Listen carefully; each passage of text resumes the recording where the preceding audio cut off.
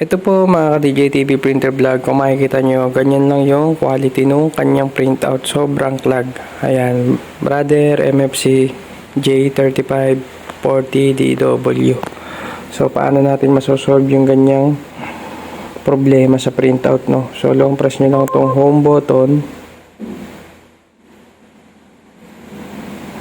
Yan, then press nyo to, yung pinakababa, yung blanco, yung walang sulat. Press kayo ng *2864. Lalabas yung maintenance. Press kayo ng 766. Ayan. Pag ito na nakita nyo sa screen panel nya, press nyo itong mono start.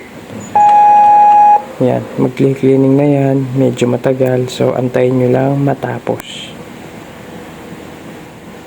Pero syempre, kailangan may laman yung kanyang cartridges or ink tank. Pagkatapos niya mag-cleaning, pwede kayong mag-99 para mag-exit na, pero pwede kayo dyan mag-print na muna. Ayan, 09.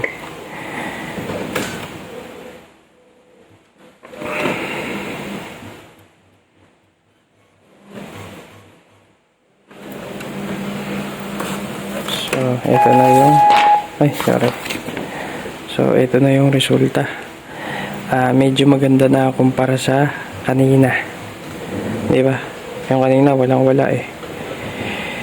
So halimbawa na okay na yan, pre-press lang kayo ng 99. O yan, naka-maintenance na 99 para mag-exit.